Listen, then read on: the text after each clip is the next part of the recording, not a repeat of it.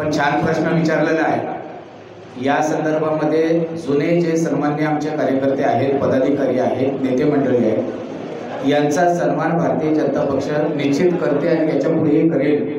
आणि कोणालाही असं डावलण्याचा विषय नाही, कुठे चर्चा होत असेल तर ती चुकीची आहे।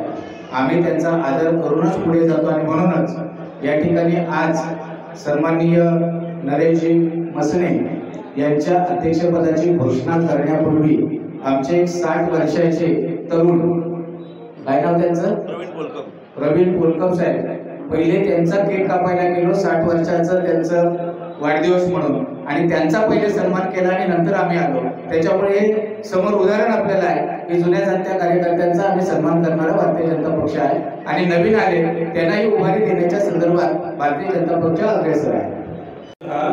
देशभर विस्तारलं आणि कुठेतरी 100% स्वतःच्या बळावर सिद्ध करण्याकडे गेले अनेक वर्ष येऊ पाहतोय। यामुळे एका विशिष्ट मोठ्या एरियामध्ये कमी पदाधिकारी कसे करतात, मंडळं छोटी केली तर अधिक पदाधिकाऱ्यांना काम करण्याची संधी मिळेल आणि पक्ष छोटा जर स्पॅन असेल तर अधिक तळापर्यंत नेता येईल। या एका भूमिकेमुळे भारतीय जनता पक्षाने अशा प्रकारची रचना केलेली आहे। ती काश्मीर ते कन्याकुमारी देशभर केलेली आहे, नुसती कर्जत आणि उत्तराखंड नाही। एक भविष्यातील स्ट्रॅटेजी, भविष्यातील दूरदृष्टीसमोर पक्षाने ही संग्राम रचना उभी केली। असं कुठलं निवडणूक डोळ्यासमोर ठेवलेलं नाही, त्यांना संघटनात्मक काम करायचं आहे। ते करताना पक्षाने जर उमेदवारी दिली तर वेलकम आहे। त्यांची जबाबदारी जी आहे की 2 जिल्हा परिषदेमध्ये भारतीय जनता पक्षाचं जिंकण्याइतकं संघटन उभं करणं ही संघटनात्मक जबाबदारी आहे। त्याची निवडणुकीला दिलेली जबाबदारी नाही। पक्षाने जर विचार केला तर त्यांना बोनस ठरेल त्याला, पण आता आम्ही फक्त संघटना या विषयावर आम्ही आता डोळ्यासमोर ठेवून काम करतो।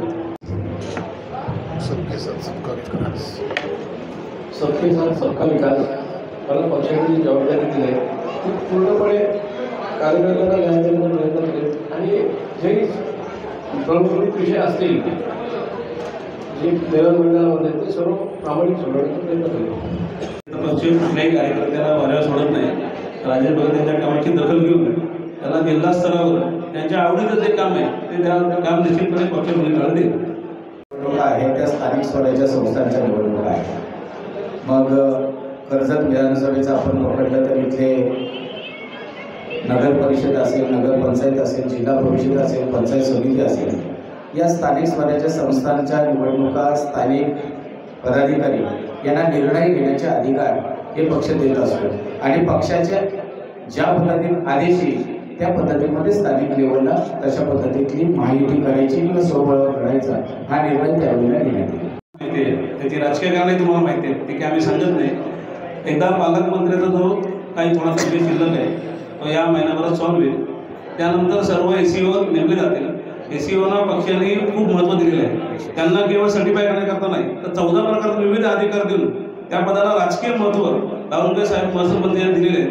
भविष्य काळामध्ये एसीओ हा त्या बूथ वर्गात त्या गावातला प्रतिष्ठित नागरिक असेल अशी व्यवस्था पक्षाने केली। पुढे महिनाभरापर्यंत ही प्रक्रिया आम्ही ही निवडणुका पूर्ण झाल्या, चव्हाण साहेब अध्यक्ष झाले,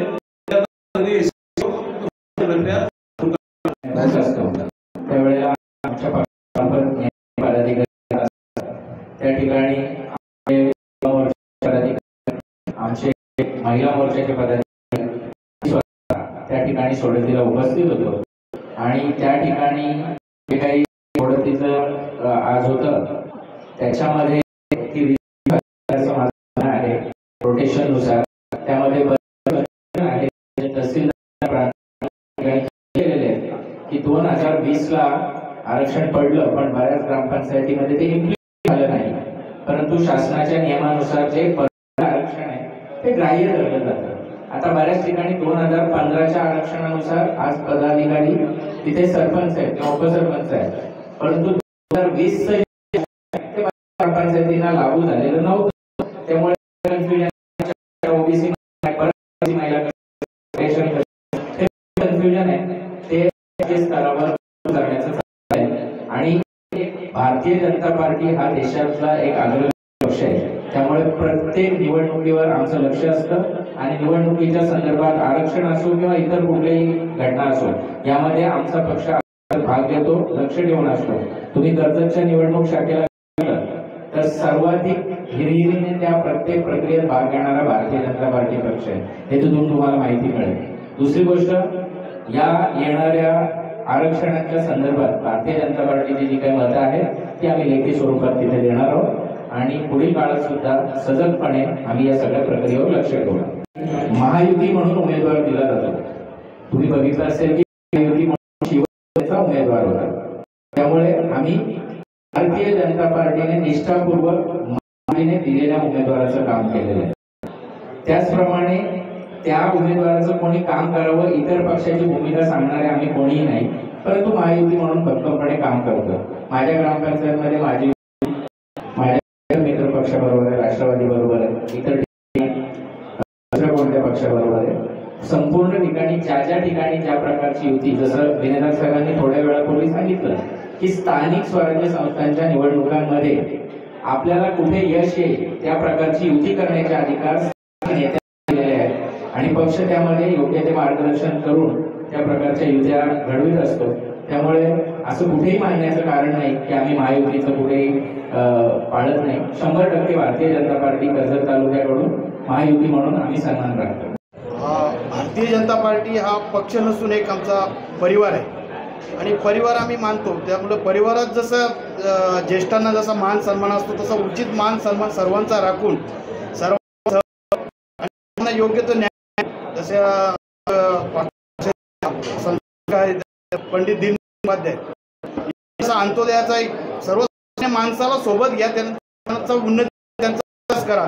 त्या आम्ही भारतीय जनता पार्टीचा प्रत्येक सन्मान राखून त्या उचित सन्मान कार्यक्रम करतो.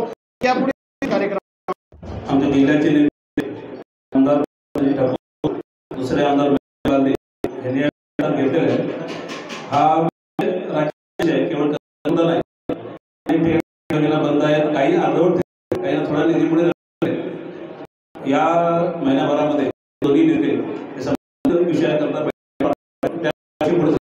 आम्ही गंभीरपणे बोलवलं आणि ह्या पत्रकार परिषदेसाठी उपस्थित राहण्याची विनंती केली.